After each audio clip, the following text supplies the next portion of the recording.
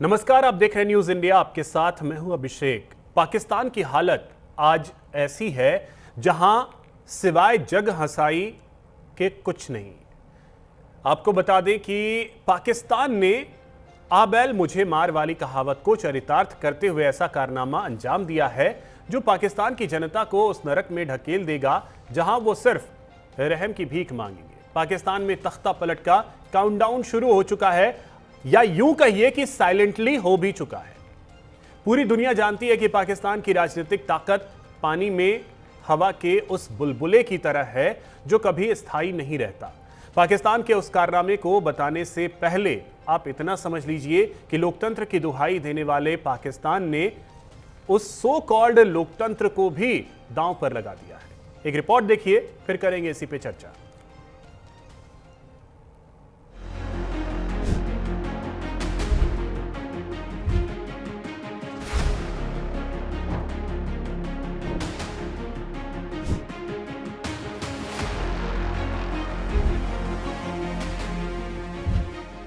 पाकिस्तान की आवाम त्रस्त है महंगाई की मार से, पीओके में क्रांति से और बलूचिस्तान के साथ खूनी संघर्ष से। हालात ये हैं कि मदद की भीख का कटोरा लेकर दुहाई देने वाला पाकिस्तान पर तख्ता पलट का खतरा मंडरा रहा है। पाकिस्तान में मुनीर के हाथों सेना, नौसेना और एयरफोर्स की कमांड और खतरनाक हो गई है। Pakistan joint chief of staff committee के चेयरमैन का पद पहले ही खत्म कर चुका है। ऐसे में नया कानून मुनीर को और ताकतवर बनाता है, जिसका सबसे बड़ा खतरा खुद पाकिस्तान को ही है। पाकिस्तान की नेशनल असेंबली और सीनेट ने defence forces of Pakistan act 2026 और नेशनल कमांड अथॉरिटी एक्ट 2010 में संशोधनों को मंजूरी दी। बता दें कि मुनीर के हाथ में ये ताकत बिल्कुल वैसी है जैसे किसी बच्चे के हाथ में जलती हुई मोमबत्ती। लिहाजा पाकिस्तान कूटनीति को कितना समझता है और कितना मानता है, इसका जवाब इसी से मिल जाता है। ऐसे में कई सवाल हैं। पाकिस्तान ने मुनीर को असीम सैन्य ताकत क्यों सौंपी? सीनेट में बिना किसी सार्थक बहस के कानून क्यों पारित किया? क्या पाकिस्तान ने लोकतंत्र को दांव पर लगा दिया है? दरअसल पाकिस्तान में चुनी हुई सरकार महज दिखावा है। पाक सरकार फौज तंत्र की गुलाम ही रहेगी। पाक प्रधानमंत्री और राष्ट्रपति रबड़ स्टाम्प थे और ये बात अब दुनिया में भी साबित होगी। Defence forces of Pakistan act 2026 में बदलाव को हरी झंडी से वैश्विक मंच पर पाकिस्तान की जबरदस्त किरकिरी हो रही है और मुनीर की राजनीतिक जवाबदेही भी लगभग खत्म हो गई है। ऐसे में पाकिस्तान ने अपने पैरों पर ऐसी कुल्हाड़ी मारी है जिसका दर्द उसे हमेशा रहेगा।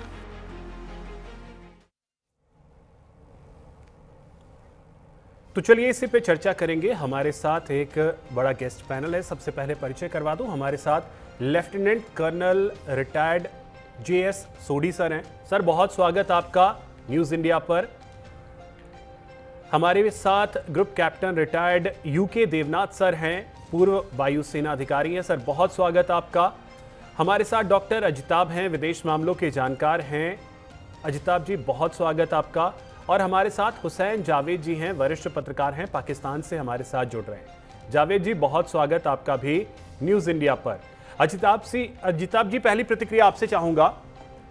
पाकिस्तान में जो कुछ भी इस समय चल रहा है, जब बहुत सारी चीजों पे गौर करते हैं तो ऐसा लगता है कि साइलेंटली तख्ता पलट हो चुका है। हम बात अभी कर रहे हैं कि भविष्य में होगा या नहीं होगा, लेकिन ऐसा लग रहा है कि साइलेंटली तो तख्ता पलट हो ही चुका है। अब सब कुछ एक तरीके से हाथ में तो आसिम मुनीर के आ चुका है। बिल्कुल अभिषेक जी, आप सही कह रहे हैं। तख्ता पलट हो चुका है, एक फॉर्मेलिटी खाली कहने को बाकी है। जिस तरह से आवाज नहीं है। अजिताब जी, एक सेकेंड। हुसैन जी, आपको आवाज नहीं मिल रही है? हुसैन जावेद जी, सर बहुत ही कम आवाज आ रही है, मैं सही तरह प्लीज पीसीआर की टीम इसको दुरुस्त कीजिएगा। ओके, बोलिए अजिताब जी। जी, मैं ये कह रहा था अभिषेक जी, जिस तरह से सत्ता एक व्यक्ति के हाथ में, फील्ड मार्शल के हाथ में पूरी तरह से हर चीज उनको केंद्र के में रखते हुए किया जा रहा है, तो वो दिख रहा है कि एक कठपुतली सरकार वहां पे है जो जनरल फील्ड मार्शल के हाथ में एक तरह से नाच रही है। और इस फील्ड मार्शल को चलाने में कहीं ना कहीं अरब के जो देश हैं, खास करके सऊदी अरब और अमेरिका में बैठे राष्ट्रपति ट्रंप, ऑब्वियसली उनके बिना एक पत्ता नहीं हिलता पाकिस्तान में। तो ये उनकी भी साठगांठ है कि इजराइल को कहीं पे हाशिए से बीच में लाने की कवायद, और उसमें अगर इमरान खान साहब आ जाएंगे तो शायद इनकी दाल नहीं गलेगी। तो आर्मी को वहां केंद्र में रख के ये जितने भी काम हैं वो अमेरिका इनसे करवाना चाहता है।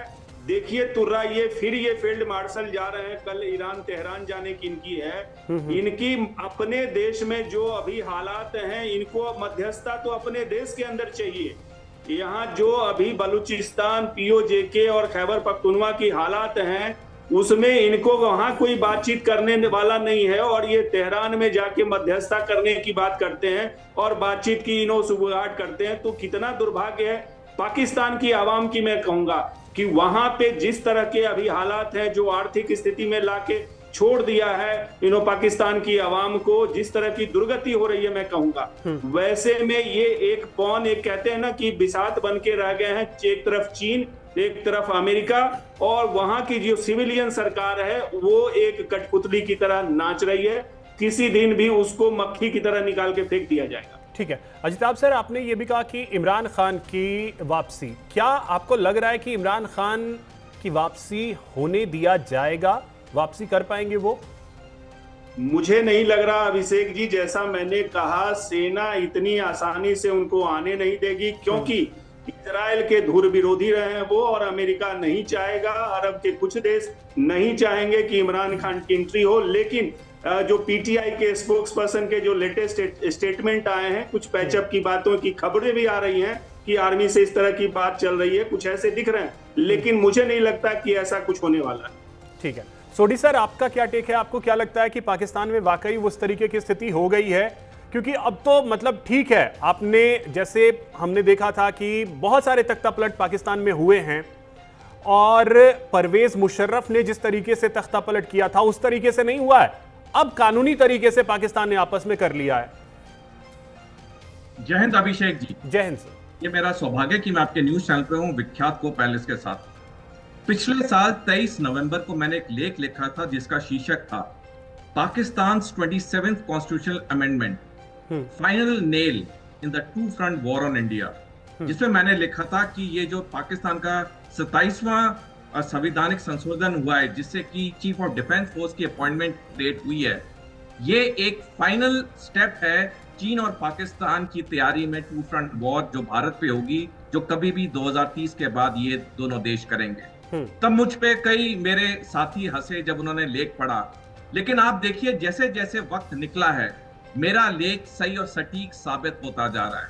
ये जो defence forces of Pakistan act है, ये पाकिस्तान के चीफ ऑफ डिफेंस स्टाफ को स्वीपिंग पावर्स देता है कॉम्बैट ऑपरेशंस प्लान करने की, बिना पॉलिटिकल लीडरशिप को इन्फॉर्म किए हुए।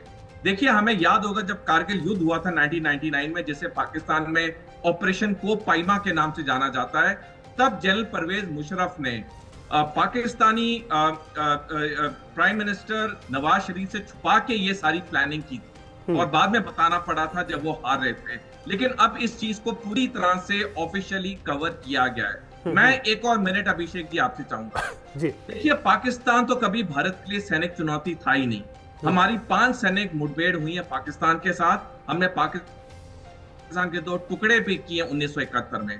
हमारे आगे अगर 10 सैनिक मुठभेड़ भी होंगी 100 साल में, हम पाकिस्तान को हरा देंगे। लेकिन इस वक्त चुनौती हमें सिर्फ पाकिस्तान में नहीं है, हमें चुनौती टू फ्रंट वॉर की है, चीन और पाकिस्तान को जो ये सांठगांठ कर रहे हैं युद्ध करने की। और इसमें बांग्लादेश का फैक्टर भी अगर हम ऐड करें तो हमारे लिए चिंता का विषय है। मैं 30 सेकंड और लूंगा।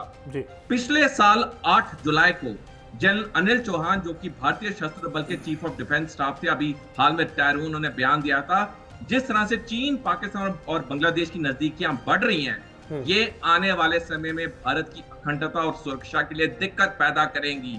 7 अगस्त 2023 को जनरल मनोज नरावने, जो कि भारतीय थल सेना के 28 चीफ ऑफ आर्मी स्टाफ हैं, उन्होंने द प्रिंट में लेख लिखा जिसमें उन्होंने बोला टू फ्रंट वॉर भारत के लिए दिक्कत होगी। जो शब्द उन्होंने इस्तेमाल किया मैं कहीं पे भी नहीं इस्तेमाल करता हूं। मैं दर्शकों से अनुरोध करूंगा कि उसको गूगल सर्च के वो आर्टिकल पढ़ें। जब जनरल नरावने ने ये लेख लिखा तब बांग्लादेश पूरी तरह से भारत के साथ खड़ा था, लेकिन अब सब सारे समीकरण बदल गए।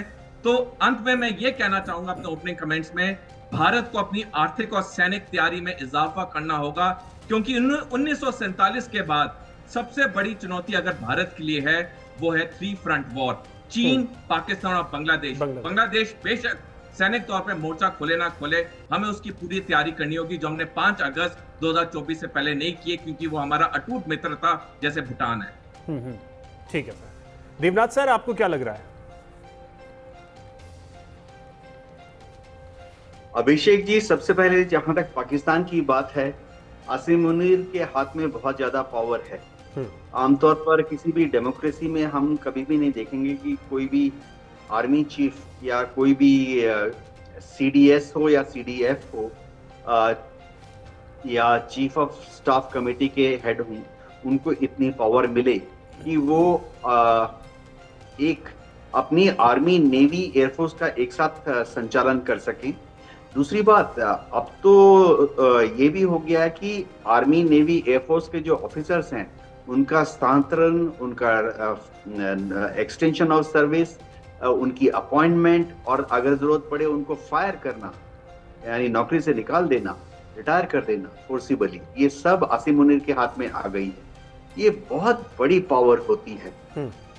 पाकिस्तान में एक और अद्भुत जो व्यवस्था है कि उनके यहाँ भी, जैसे भारत में, अमेरिका में, सब देशों में एक नेशनल सिक्योरिटी एडवाइजर होते हैं जो NSA, जो कि सीधा प्राइम मिनिस्टर को या प्रेसिडेंट, जो भी एग्जीक्यूटिव है, उसको रिपोर्ट करते हैं।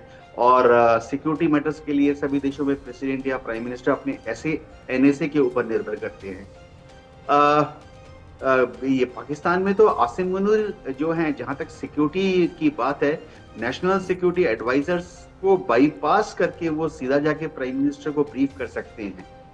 तो इससे होता क्या है कि जो यूनिफॉर्म्ड सर्विसेज हैं उनको बहुत ज्यादा ताकत मिली हुई है बनस्बत सिविलियन एडमिनिस्ट्रेशन के।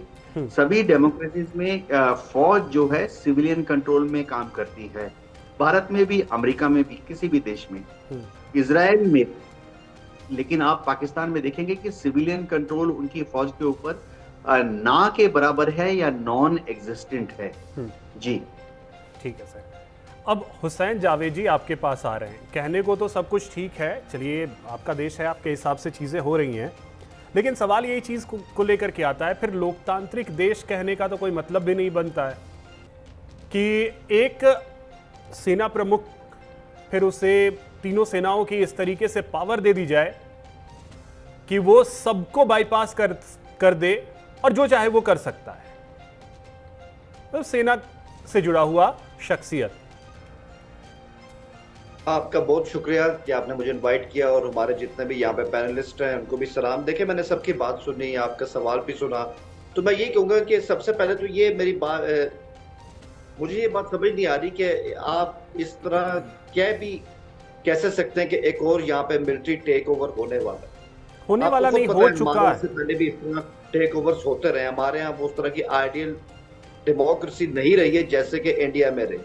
तो ये हमारा आपका हमेशा एक फर्क रहा है, जो अपनी जगह एक हकीकत भी है। लेकिन आप ये देखिए, ना तो आज हम 2026 में, ना तो ये अक्टूबर 99 है, ना ये 77 है, और ना ये 1958 है। वो हालात ही नहीं है जिन पे इस तरह का मिलिट्री टेक ओवर होता है। तो मैं समझता हूँ ये बात तो अपने आप में बिल्कुल सही नहीं है। एक और बात, आपने अभी CDF के इख्तियार के हवाले से बात की, उसकी पावर्स के हवाले से बात की, तो आप बताएं मुझे, क्या ये सब कुछ under the umbrella of constitution नहीं हुआ?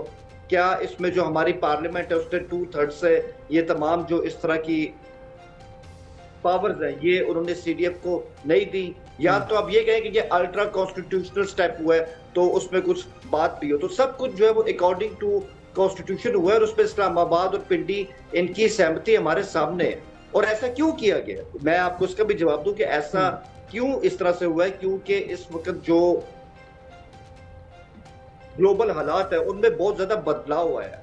आज दुनिया जो है वो ग्लोबल साउथ की तरफ इस तरह देख रही है, और हमारा रोल आलमी सतह पे बहुत ज्यादा आगे बढ़ भी चुका है, और आलमी ताकतों के लिए बहुत ज्यादा रेलेवेंट भी हो चुके हैं। आपने हाल ही में देखा है, मक्का अकॉर्ड हुआ है, हमारे साथ सऊदीया भी बैठा है, हमारे साथ तुर्की भी बैठा है, क्योंकि इस वक्त रीजनल अलाइनमेंट्स चेंज हो रही हैं, जिनको आलमी ताकतें भी समझ रही हैं, पाकिस्तान भी समझ रहा है, सऊदीया, ईरान भी समझ रहे हैं। अगर नहीं समझ रहा तो हिंदुस्तान नहीं समझ रहा है। वो आज भी समझते हैं कि ये जो कुछ हो रहा है वो उनके खिलाफ हो रहा है। पाकिस्तान का कोई इंटरेस्ट नहीं है कि आपके खिलाफ हम इस तरह जंग करें।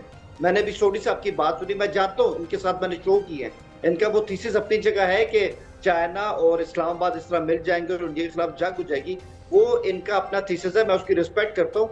लेकिन हमारा ऐसा कोई इरादा नहीं कि इंडिया के ऊपर अटैक करें।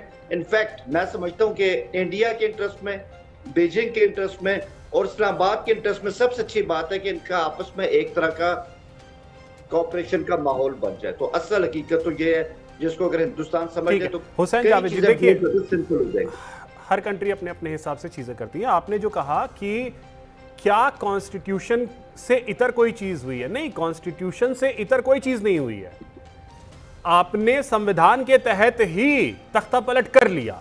वही तो अजिताभ जी ने भी कहा कि संविधान के तहत ही तख्ता पलट हो चुका है। अब नंबर 1 कहने के लिए शहबाज शरीफ हो, नंबर 2 कौन है? नंबर 2 कौन? आसिम मुनीर। आई थिंक ये जो आपने भी लफ्ज कहा ना, मैं समझता हूँ कि ये सियासत की हिस्ट्री में, राजनीति की हिस्ट्री में एक बिल्कुल नई टर्म आपने इसी वक्त पॉइंट की है कि सब कुछ कॉन्स्टिट्यूशन के तहत भी हुआ है लेकिन टेक ओवर भी हो गया है। हाँ। तो मैं इसको बिल्कुल इस तरह बिल्कुल समझ नहीं पा रहा हूँ।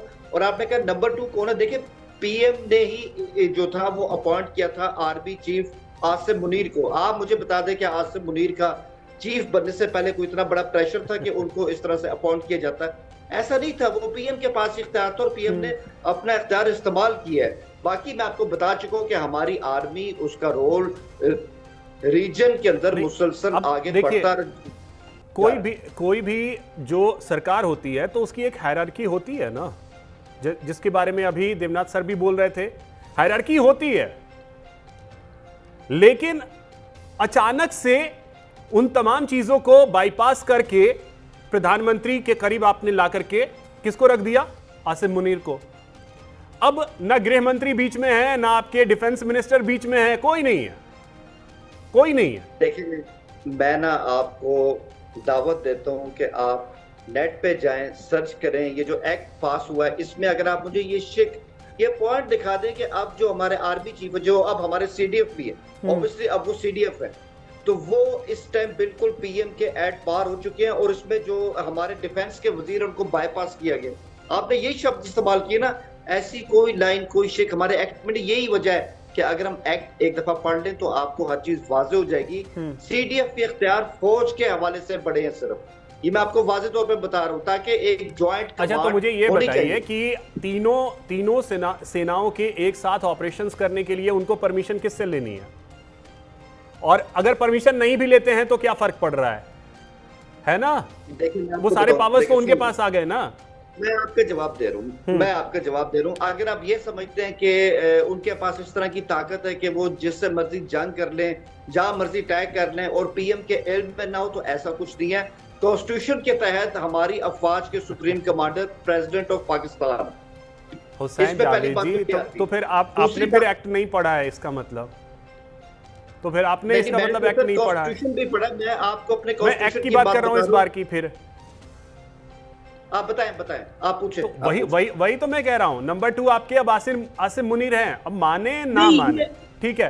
ये कहीं लिखा नहीं है कि हमसे मुनीर, वो लिख करके थोड़ी होता है, वो कैसे पावर्स शिफ्ट हुए हैं वो सबको पता है सर। वो देखिए, आप एक मोटी बात कर रहे हैं, ये लिखत में कहीं भी नहीं, ठीक है। ये बात सही है कि हमने उनको इस तरह से सीडीएफ के तौर पे जो है अपॉइंट किया और हमारी जो आर्म फोर्सेस है, चाहे उसमें हमारी आर्मी आती है, हमारी उसमें नेवी आती है, हमारी उसमें एयरफोर्स आती है, इनके हवाले से उनको ज्यादा इख्तियार दिए गए। हमारी पार्लियामेंट की मंजूरी से इस बात को साथ रखें। तो इसीलिए तो मैंने कहा कि संविधान के तहत आपने सब कुछ किया है, उनकी ताजपोशी संविधान के तहत आपने करवाई है। मैं वही तो कह रहा हूँ, कॉन्स्टिट्यूशन के तहत हो रहा है। ठीक है अजिताभ सर, अब देखिए दिक्कत यह है कि हाँ ठीक है, आप कर रहे हैं, आपकी मर्जी है, कोई आपको रोक नहीं रहा है और कोई नहीं रोकेगा, आपकी इच्छा है, लेकिन उसको स्वीकार करने में भी गुरेज होती है कि नहीं ऐसा तो है नहीं। अजिताभ सर। अभिषेक जी, एक तरह से कह लीजिए लोकतंत्र की आपने बात की, लोकतंत्र की पूर्णाहुति दी जा चुकी है। वहां अब सिर्फ रिमोट कंट्रोल से फील्ड मार्शल चला रहे हैं सत्ता को। और आप ये देख लीजिए, रावलपिंडी को अगले 6 महीने के लिए सेना के हवाले इन्होंने कर दिया। वहां कोई मक्खी नहीं मार सकता इनके इजाजत के बगैर। तो जिस तरह से रावला कोट और रावलपिंडी के बीच में, मीन्स आवाम के बीच और सत्तासीन सेना के बीच जो दूरी बढ़ रही है, ये निश्चित रूप से एक तो कह लीजिए पाकिस्तान को जो फील्ड स्टेट का हम कहते हैं कि भाई इस ओर जा रहा है, निश्चित रूप से भारत के लिए वो अच्छी बात नहीं है, इसमें कोई गुरेज नहीं है। लेकिन दुर्भाग्य से वहां जो सेनापति की ताजपोशी हुई है, ये सारे उसी तरह दिखाते हैं कि बैलेंस ऑफ पावर की बात होती है कि भाई एक बैलेंस करके बना जाए, सो दैट की जो आवाम की सत्ता कह लीजिए, जो लोकतंत्र के उसूल हैं, उसकी भी अनदेखी ना की जाए। लेकिन यहाँ आपने एक व्यक्ति को सिरमौर बना दिया और बंदर के हाथ में, जैसे कहते हैं ना, नारियल देना, वो वही हालत हो रही है कि न्यूक्लियर कमांड आप अगर सेना को देंगे तो उसका मिसयूज हो सकता है। सेना is trend for fighting, not for piece. आप उसको अगर कमांड देंगे तो वो एग्रेशन, तो वो उसकी भाई ट्रेनिंग है, उसकी तो जड़ में है, तो वो कभी भी हाथ से निकल सकता है और फिर वहां पे आवाम के लिए अजिताभ सर, इस पे भी थोड़ा सा इस पे भी प्रकाश डालिएगा। तो सरकार खत्म हो गई, सब कुछ सेना के हाथ में आ गया। दूसरी चीज ये, वहां की सुप्रीम कोर्ट, उसके आदेश का कोई महत्व नहीं, सुप्रीम कोर्ट खत्म। यानी अब पाकिस्तान पूरी तरीके से आसिम मुनीर के कंट्रोल में। मैं नंबर 2 कह रहे थे, नंबर 1 है।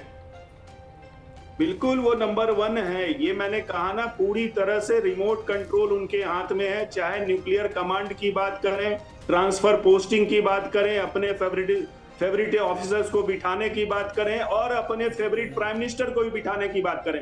आपने इमरान खान साहब की बात की, ये वही इमरान खान साहब हैं। सुप्रीम कोर्ट के ऑर्डर के बाद भी उनको फिर से जेल में डाल दिया गया, पहुंचा दिया गया। क्या सुप्रीम कोर्ट की वहां पे रह गई उनके ऑर्डर की?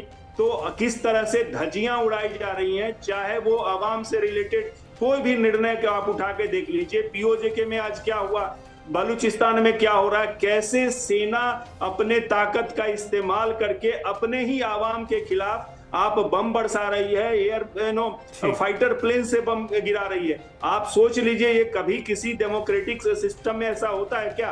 तो जिस तरह से वहां पे अभी एक्शन के मोड में है और दूसरी तरफ ये मध्यस्थता की भूमिका में है, सोच लीजिए कितनी ये दुर्भाग्य है, ट्रेजेडी कहूंगा कि पाकिस्तान का ये दुर्भाग्य है, बल्कि वहां के लोगों का दुर्भाग्य है। ठीक है सोडी सर, देखिए सवाल इसी चीज को लेकर के होता है कि सरकार की अपनी भूमिका होती है, मिलिट्री की अपनी भूमिका होती है, सुप्रीम कोर्ट की अपनी भूमिका होती है। पाकिस्तान में 2 चीजें तो खत्म दिख रही हैं। अभी इमरान खान के मामले में जिस तरीके से चीजें सामने आई, तो ऐसा लगता है कि फिर पाकिस्तान ये दिखावा क्यों करता है? सुप्रीम कोर्ट में भी ताला ही लगा दिया जाए, ज्यादा बेहतर होगा। अभिषेक जी, पाकिस्तान के 79 ईयर इतिहास में 33 साल में डायरेक्ट मिलिट्री रूल या डायरेक्ट आर्मी मार्शल लॉ रही है पाकिस्तान जी। लेकिन अगर हम पाकिस्तान की इतिहास पढ़ें तो ये साफ होता है कि पूरे इसके 79 इयर्स के इतिहास में आर्मी ने इनडायरेक्टली या डायरेक्टली वहां पे शासन किया है। तो ये कोई नई बात नहीं है कि जो पाकिस्तान में अब हो रहा है ये पहले नहीं हुआ था, ये इनके क्रिएशन से हो रहा है। देखिए, जहां तक पाकिस्तान की बात है, इस वक्त या आने वाले समय में पाकिस्तान में कभी मार्शल लॉ नहीं लग सकता है, क्योंकि पाकिस्तान अपने इतिहास से सबक सीख ले चुका है। जब जब पाकिस्तान पे मार्शल लॉ लगा है, पाकिस्तान पे दुनिया के आर्थिक प्रतिबंध लग गए हैं, जिससे कि पाकिस्तान को दिक्कत हुई है। तो आने वाले समय में पाकिस्तान में कभी मार्शल लॉ नहीं लगेगा। हाँ, ये इनडायरेक्ट जो तरीके हो रहे हैं आर्मी चीफ या भी सीडीएफ को स्ट्रेंथन करने के, वो चलते रहेंगे। और आई थिंक इसके बाद तो कुछ बचा ही नहीं है। सारी पावर अब ऑफिशियली कॉन्स्टिट्यूशनली अब चीफ ऑफ डिफेंस फोर्स में आ गई है। दूसरी चीज देखिए, हमें यह समझनी होगी अभिषेक जी कि पाकिस्तान जब देश बना उसकी 2 बुनियादें थी, भारत विरोधी और हिंदू धर्म विरोधी। हम जितना पाकिस्तान को क्रिटिसाइज कर लें, कंडेम कर लें, पाकिस्तान की आवाम पे कोई फर्क नहीं पड़ता है, क्योंकि जो पाकिस्तान की 24 करोड़ आवाम है, उनके जहन के अंदर 2 चीजें बिठा दी गई हैं, घुसा दी गई हैं अच्छी तरह से। पहला भारत विरोधी होना, दूसरा हिंदू धर्म विरोधी होना। तो हमारे कहने ना कहने से उनको कोई फर्क नहीं पड़ता। और तीसरी चीज जो बहुत इंपॉर्टेंट है, हम कह लें कि ये वक्त शांति का है, हम शांति चाहते हैं, लेकिन हमारे दो पड़ोसी देश शांति नहीं चाहते हैं, और दो पड़ोसी देश हैं चीन और पाकिस्तान। पिछले साल 8 अक्टूबर को एडमिरल सैमुअल पपारो, जो कि अमेरिका के इंडो पैसिफिक कमांड के कमांडर, उन्होंने बयान दिया, दुनिया के इतिहास में अगर कोई एक देश सबसे ज्यादा सैनिक तैयारी कर रहा है तो वो चीन कर रहा है। मैं दर्शकों से पूछना चाहूंगा, जो लोग कहते हैं कि जी चीन के बड़े मंसूबे पाक है, चीन कभी भारत पे हमला नहीं करेगा, इतनी बड़ी सैनिक तैयारी चीन किसके लिए कर रहा है? क्या आलू बटाटा बड़े बेचने के लिए कर रहा है? कोई भी देश इतनी बड़ी सैनिक तैयारी करता है जब उसके सैनिक लक्ष्य होते हैं। और जो मैं बार बार कहता हूं, चाहे हम 2 फ्रंट वॉर ले, चाहे 3 फ्रंट वॉर ले, हम जितना बोल लें ये शांति का जमाना है, चीन पाकिस्तान पूरी तैयारी कर रहे हैं। और हमारे सीनियर सेना के अधिकारी इसका हमें कॉशन कर रहे हैं। हम अगर नहीं उनकी बात मान रहे तो वो हमारे पर है। अगर इतनी प्रॉब्लम नहीं होती चीन और पाकिस्तान कंबाइन से, हमारे चीफ ऑफ आर्मी स्टाफ, हमारे चीफ ऑफ डिफेंस स्टाफ इतने बड़े बड़े बयान क्यों देते? देखिए, मैं दर्शकों से अनुरोध करूंगा, वो थोड़ा गूगल सर्च करें, उन्हें मिलेगा इंडियन आर्मी, एयरफोर्स, नेवी के जो सीनियर ऑफिसर्स हैं कितने चेतावनी भरे बयान दे रहे हैं। अभी कुछ दिन पहले चीफ ऑफ एयर स्टाफ ने बोला कि ये जो हमारा एयर फ्लीट कम है, ये हमारे लिए प्रॉब्लम का ये विषय है। मेरा कहने का मतलब अभिषेक जी ये है कि हमें अपनी सतर्कता को और पुख्ता करना होगा, हमें आर्थिक सैनिक तैयारी करनी होगी, क्योंकि चीन पाकिस्तान दो देश हैं। जब हमने इन पे भरोसा किया, इन्होंने हमारी पीठ पे छुरा घुपाए। अगर हम सोचें युद्ध नहीं होगा, हम गलत फहमी में। यही चीज यूक्रेन ने सोची, रूस हमला नहीं करेगा, अमेरिका ने वार्न किया, आप देखिए यूक्रेन का क्या हाल हुआ। अमेरिका ने इजराइल को वार्न किया कि हमस अटैक करेगा, इजराइल के प्रधानमंत्री ने हंस के कॉल कट कर दी।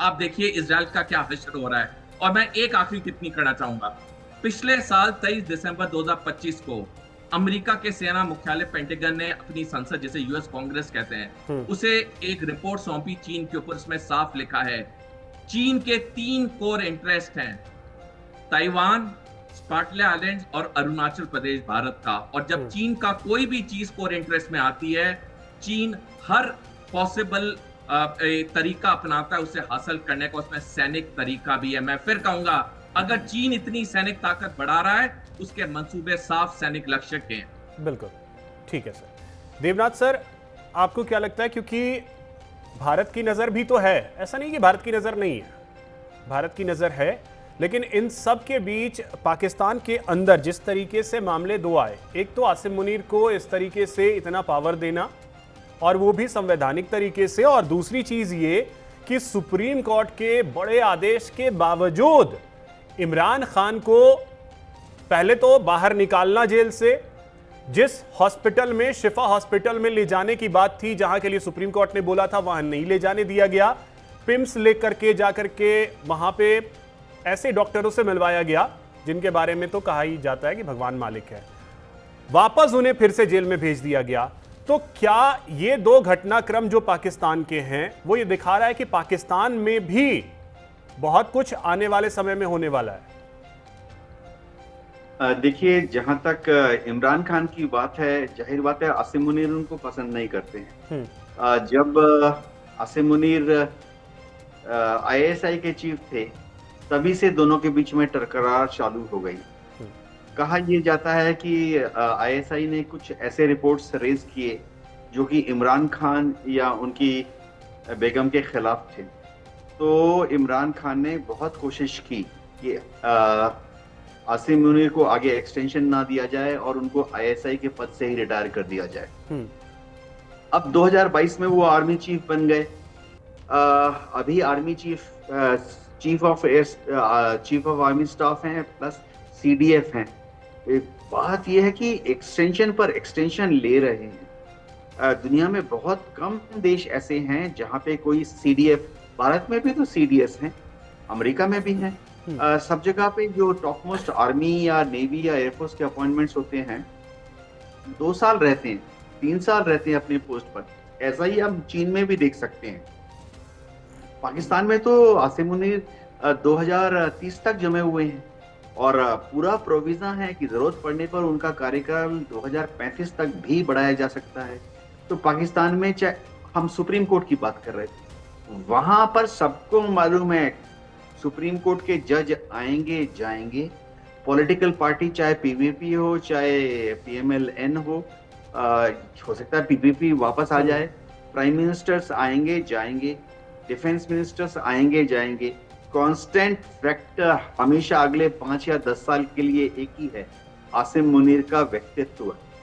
तो एक व्यक्तित्व जो 2030 तक अछूता है और उनके ऊपर कोई कार्रवाई नहीं की जा सकती, ये सब लिखा हुआ है प्रिंट में, ठीक है, संविधान में ही लिखा हुआ है।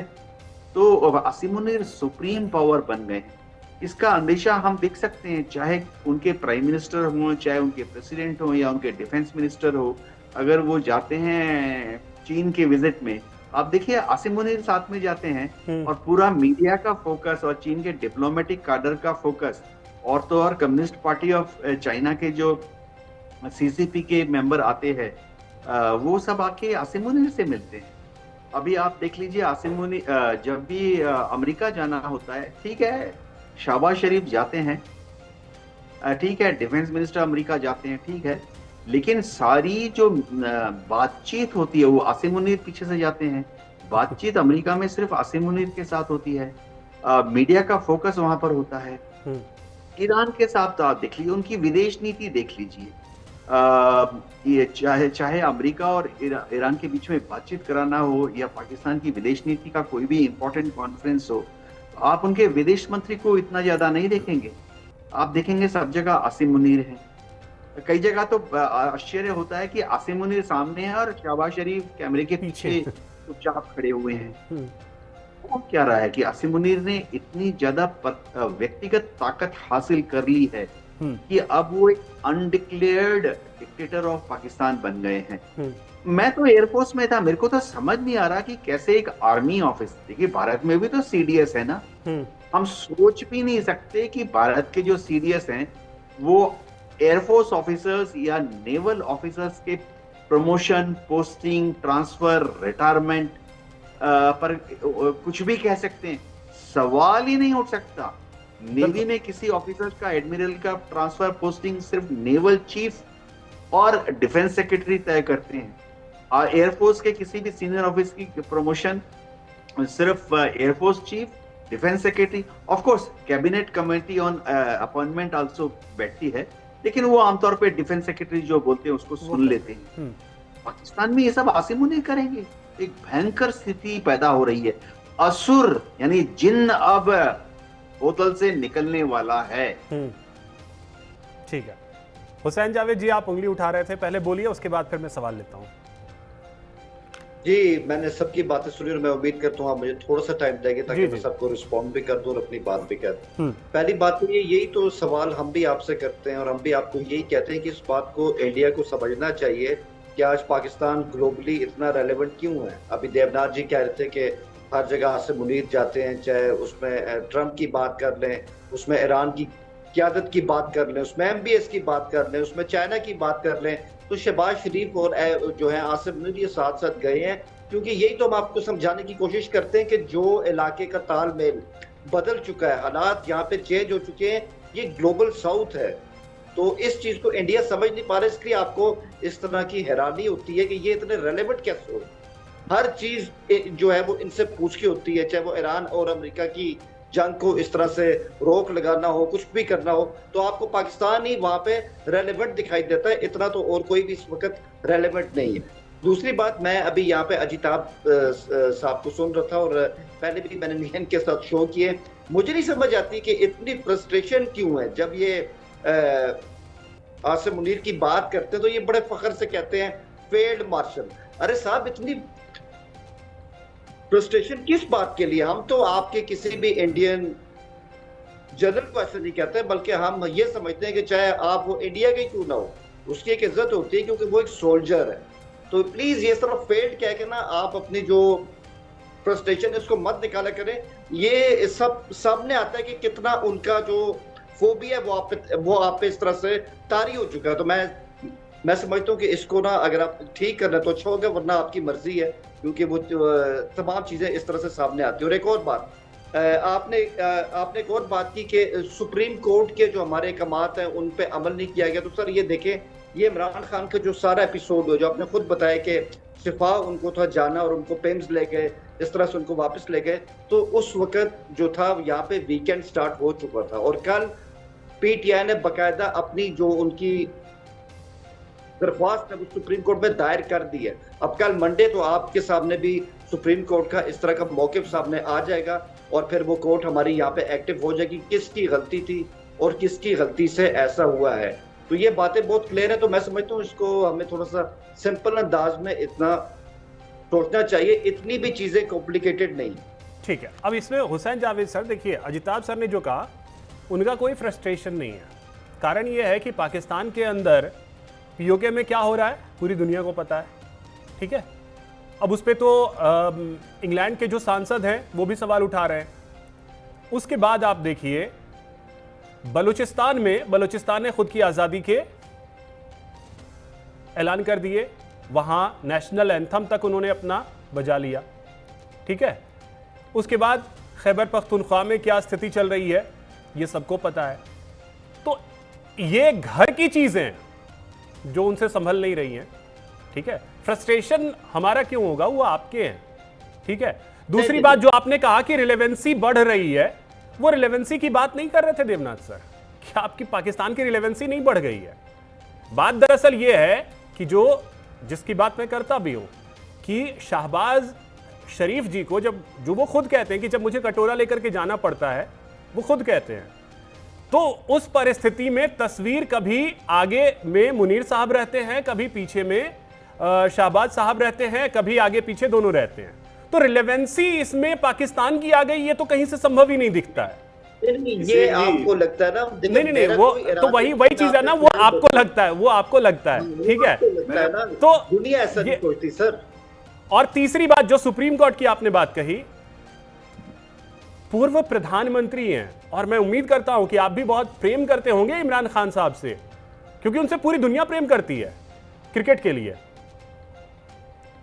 शायद आप ना करते हो। मैं थोड़ा ऐड करूं अब इस पे, बस अजिताब सर मुझे 10 सेकंड दीजिए बस।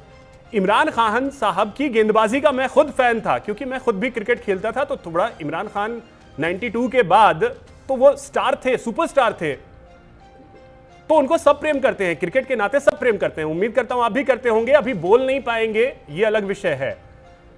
पूर्व प्रधानमंत्री पाकिस्तान का, उसको लेकर के सुप्रीम कोर्ट एक आदेश देता है और उसमें कंफ्यूजन होता है कि शिफा अस्पताल की जगह, और शिफा अस्पताल में उनके डॉक्टर को बुला लिया जाता है, इमरान खान को जो डॉक्टर देख रहे होते हैं उनको बुला लिया जाता है और इनको पिम्स भेज दिया जाता है। मतलब गजब है। सवाल का जवाब दे रहा हूं, आप किसी सवाल का, मैं बिल्कुल आप किसी सवाल का जवाब दे रहा हूं। पहली बात तो ये कि इमरान खान को इस तरह से लाइक करना, ये हम सब करते हैं, ऑब्वियसली हमारे हीरो हैं।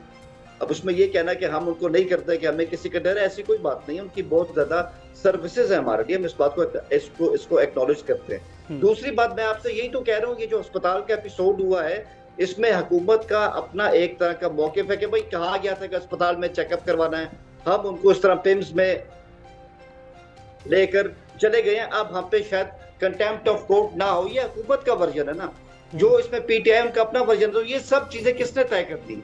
ये सुप्रीम कोर्ट तय कर लेगा। कल मंडे में आपको वही तो कह रहा हूँ, इंतजार करें, आपके सामने आ जाएगा कि सुप्रीम कोर्ट का इसमें क्या फैसला आता है। और इसकी जो हेयरिंग होनी है वो सितंबर के अंदर होनी, तो ये इसमें चीज। ठीक है, अजिताब सर बोलना चाह रहे थे, अजिताब सर बोलिए।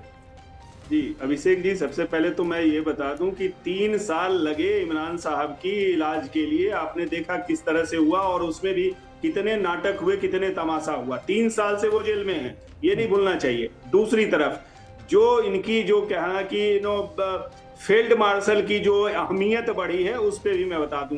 पिछले 3 साल में आप राजनीतिक रूप से देख लीजिए, आर्थिक रूप से देख लीजिए, सैन्य क्षमता की बात कर लीजिए, पाकिस्तान के तवज्जो और इज्जत की बात कर लीजिए, पूरे विश्व में कहां पाकिस्तान खड़ा है इस आसिम मुनीर के कार्यकाल में, आप कह लीजिए।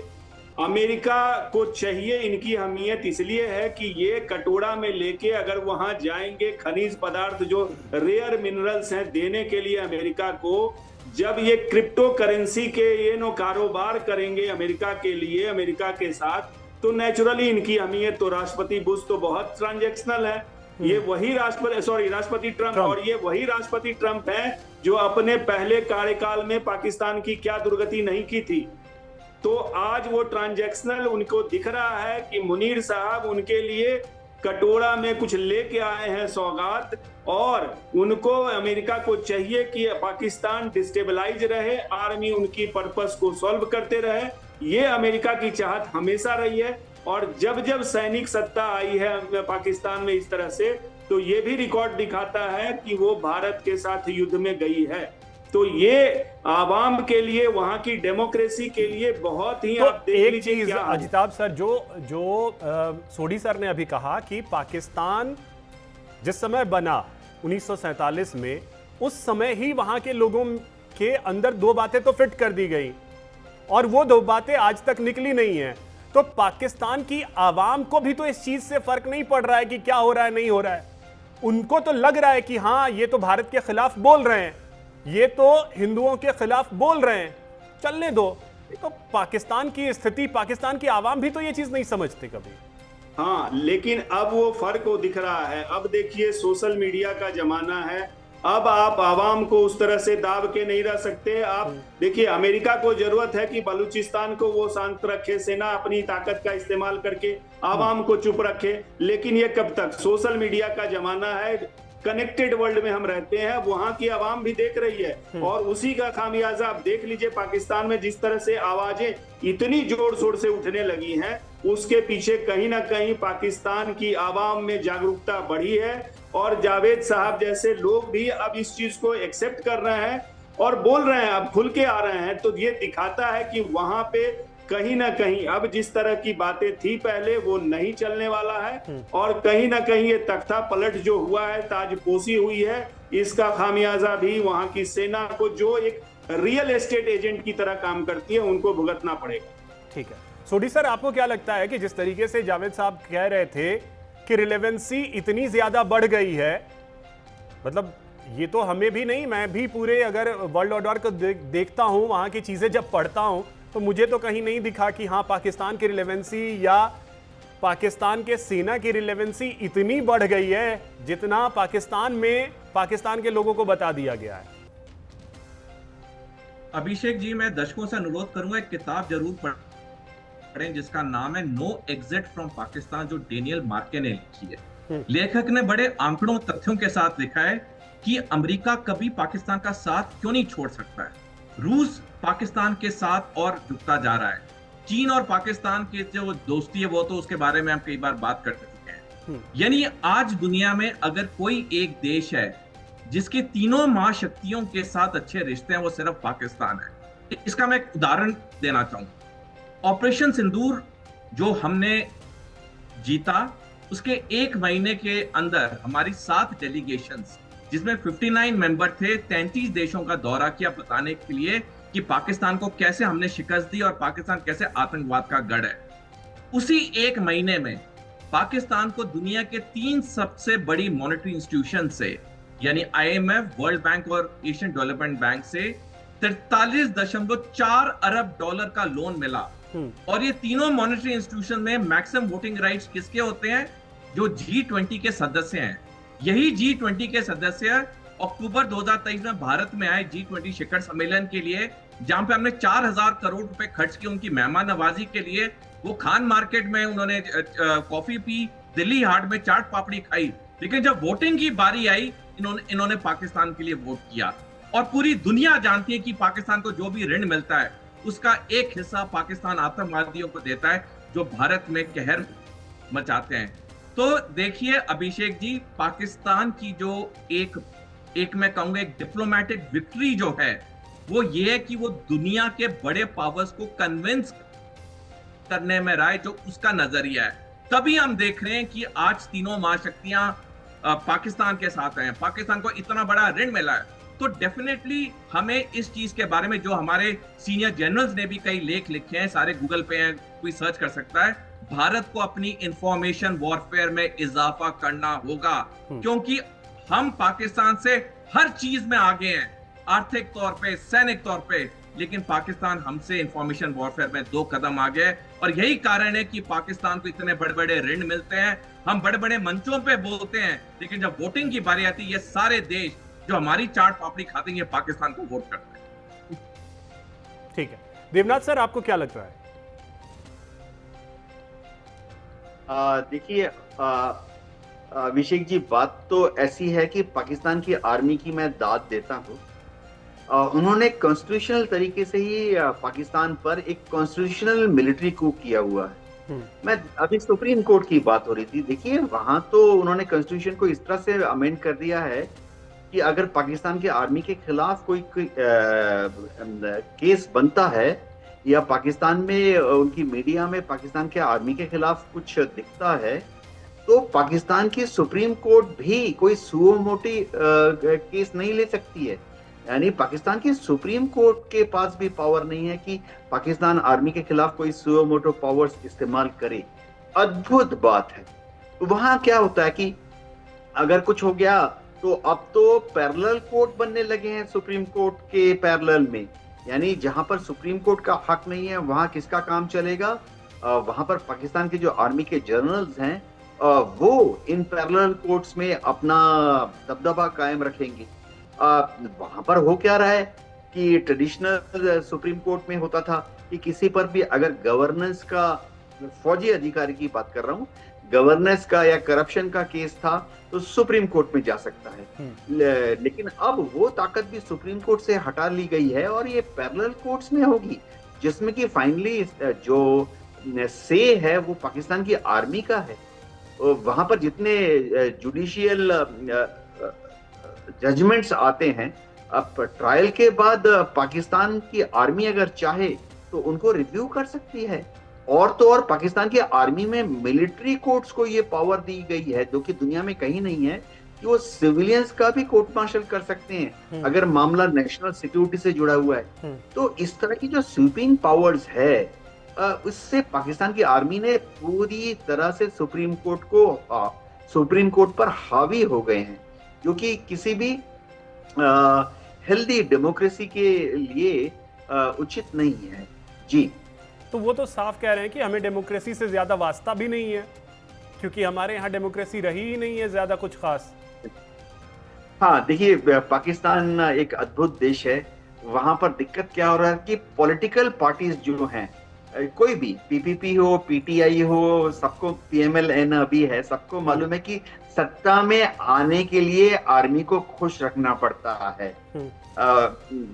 ऑफिशियली अनऑफिशियली सबको मालूम है कि पाकिस्तान के जो एरिया कमांडर्स हैं, कोर कमांडर्स हैं, आईएसआई है, उन्होंने अलग अलग जगह पर अपने लोग पाले हुए हैं और वो लोकल पॉलिटिक्स को इन्फ्लुएंस करते हैं, चाहे पॉजिटिव तरीके से या नेगेटिव तरीके से। तो वोटिंग पैटर्न को पाकिस्तान आर्मी और आईएसआई इन्फ्लुएंस करते हैं। तो सभी पॉलिटिकल पार्टीज को मालूम है कि अगर सत्ता में आना है और रहना है तो आर्मी को खुश करना जरूरी है। ठीक है सर। अजिताभ सर, आपको क्या लगा, रिलेवेंसी कितनी ज्यादा बढ़ी हुई है? देखिए अभिषेक जी, मैं यहाँ ऐड करना चाहूंगा, सेना अपनी ताकत को बनाए रखने के लिए, अपनी पकड़ को पाकिस्तान की में बनाए रखने के लिए, मुझे लगता है इस तरह की चीजों को जानबूझ के खड़ी करती है। चाहे वो खैबर पख्तूनवा की बात कीजिए, पीओजेके की बात कीजिए, बलूचिस्तान की बात कीजिए, पाकिस्तान की आर्मी की रेलेवेंस तभी तक है जब तक वो भारत का डर दिखा के, पाकिस्तान के अंदर इस तरह की घटनाएं, दुर्घटनाओं का डर दिखा के उसकी आवाम को झांसे में रखते हैं। और इसलिए उनको पैसे भी, उनको बजट भी मिलता है और उनकी ताकत भी मेंटेन रहती है। तो ये जो झांसा देने की है, कब तक पाकिस्तान की आवाम झेलेगी, ये देखने वाली बात होगी। आप सोच लीजिए, इन्होंने कहा ना रेलेवेंसी की जो आपने बात की, सोचिए ये वही सऊदी अरब है जो 15,000 पाकिस्तानियों को, अभी खबर आई है कि निकाल फेंका है उसने। 22,000 लोगों को अरब के गल्फ के देशों से निकाल बाहर किया गया। क्या भाई तो वो भीख मांगते हैं वहां पे और इस तरह की गलत बातें करते हैं? तो सोचिए ये वही मक्का ग्रुप के तो देश उसके हैं लिए और सऊदी अरब नोटिफिकेशन जो तक इनका जारी आका करना है, पड़ा वो और ऐसे इवन पाकिस्तान के संसद में खड़े होकर के सांसद महोदय को ये कहना पड़ा कि भारतीयों को और बिल्कुल। बाकी को होटल दिया गया लेकिन हमें भगा दिया गया। ये तो संसद भगा में दिया। उनके संसद में बोला तो गया। ये तो इनकी अहमियत है वो भी और जावेद किस जी नहीं मानेंगे। लेवल के लेकर गया। तो वो भी जावेद जी देखिए नहीं मानेंगे। हाँ जी जी जी। मैं तो सबसे पहले सोडी साहब के लिए बहुत बेस्ट विशेष कि हमेशा ठोक बजा के बात करते हैं और आज भी उन्होंने दिल की बात की है। तो आई थिंक यही वो चीज है जो कि ऐसे लोग हैं जो इंडिया पाकिस्तान के दरमियान जब भी अच्छे इस तरह के ताल्लुकात होंगे तो ऐसे लोगों की ही जरूरत है जो हकायक को इस तरह से एक्सेप्ट करते हैं। दूसरी बात है कि अभी अजिताभ जी ने बात की, यही तो बात है कि ना आपका जो चश्मा है सारा फर्क ही उसका है। आप जब पाकिस्तान और सऊदीया के ताल्लुकात को देखते हैं आपको भिखमंगे दिखाई देते हैं, पाकिस्तानी भीख मांग रहे हैं।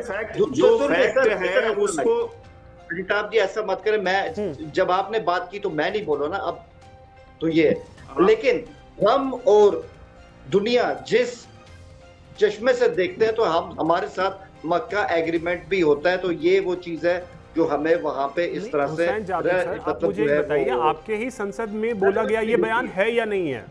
सऊदी अरब को लेकर के आपके ही सांसद का बोला गया बयान है और निकाला गया या नहीं निकाला गया बताइए ना। बता दीजिए उसमें हम मतलब ठीक है अजिताभ जी हो सकता है गलत हो, आप ही बता दीजिए कि निकाला गया नहीं निकाला गया। आपको अपनी तरफ से नोटिफिकेशन क्यों जारी करना पड़ा? प्रॉब्लम पता है क्या सर के ना आप लोग बहुत ही छान फटक के कुछ ऐसे पॉइंट्स निकालेंगे कि वहां पे आप इस तरह पाकिस्तान को साबित करें कि इनकी तो अहमियत नहीं है, लेकिन वो पॉइंट्स जिनको दुनिया मान रही है वो आप कहेंगे ये तो हो नहीं सकता। ठीक है, ये तो बिल्कुल पॉसिबल ही नहीं। तो बात चश्मे का फर्क है सर, चश्मे का फर्क है, चश्मे को साफ करने की जरूरत है। टॉयलेट पेपर की तरह यूज करके हमेशा फेंक दिया जाता है। क्या इससे ये नकारे ना करना बारी मेरी है सर। अब आप अजिताभ सर एक सेकंड, लेकिन हुसैन जावेद सर हम तो उस पे कहे नहीं, बयान तो आप ही के नेताओं के हैं सर। चले बयान उन्होंने दे दिया, अगर आप उस बयान को मान रहे हैं तो इस बयान को भी माने ना कि हम कितने रेलेवेंट हो चुके हैं। जो मेरा सारा थीसिस और मेरा नहीं है यार, इसको दुनिया मान रही ना, आप भी माने। अगर आज रियाज के अंदर अंकारा के अंदर अच्छा हुसैन जावेद सर आप ये कहते हैं रिलेवेंसी है, रिलेवेंसी का कारण भी आपको पता है ना? रिलेवेंसी का कारण क्या है? पूरी दुनिया कह रही है कि उभरती हुई महाशक्ति कौन है? भारत। और भारत को कंट्रोल करने के लिए तीनों महाशक्तियों की मजबूरी है कि ठीक है पाकिस्तान बगल में चाइना, बस चले ठीक है। मैं फिर अच्छा ठीक है, ये चीजें अब किसी को बर्बाद कर, आपने सोडी सर की बात पूरी सुनी ही नहीं। सोडी सर ने क्या बोला? हर चीज में भारत आगे है यार। सोडी साहब के साथ मैंने बहुत शोज किए, मुझे पता है कि वो क्या बात करे। ऑब्वियसली वो इंडियन है, वो इंडियन इंटरेस्ट को पहले जो है उसको पहले देखेंगे, मुझे उससे कोई मसला नहीं है। लेकिन सवाल ये कि आप खुद आज ये सोचें कि सोडी साहब ने एक बात बहुत अच्छी की है कि इंफॉर्मेशन के महाज पे इंडिया बहुत पीछे रह गया। ये आप लोग सोचें कि आप पीछे क्यों रह गए, तो ये आपके लिए विषय सोचने का। ठीक है अजिताभ सर, देखिए ये 3 फैक्ट्स अभी आपने अभिषेक जी आपने भी कहा, इनके मिनिस्टर ने कहा टॉयलेट पेपर की तरह यूज करके पाकिस्तान को फेंक दिया जाता है। क्या उससे डिनाई करेंगे? इनके मिनिस्टर कह रहे हैं। दूसरी तरफ वहां से 22,000 पाकिस्तानियों को निकाला गया, क्या वो गलत है? तीसरा आपने कहा, इनके मिनिस्टर ने खुद कहा कि हमारे पासपोर्ट और इंडिया के पासपोर्ट और किस तरह से हमें ट्रीट किया गया और इनको ट्रीट किया गया। और ऐसे कितने बहुतेरे उदाहरण हैं। क्या इससे हुसैन जावेद साहब डिनाई कर सकते हैं? फैक्ट्स स्पीक, जो सत्य है वो खुद बोलता है और वो बोल रहा है, और उसी का नतीजा है कि पाकिस्तान अभी टूटने के कगार पे फिर आ गया है। चलिए इतना ही वक्त मेरे पास है। बहुत शुक्रिया आप सभी का हमारे साथ जुड़ने के लिए और इस चर्चा में शामिल होने के लिए। तो क्या पाकिस्तान में एक साइलेंट जो तख्ता पलट कहते हैं वो हो चुका है? क्योंकि लग यही रहा है कि आसिम मुनीर को सारी शक्तियां दे दी गई है। फिलहाल इतना ही, नमस्कार।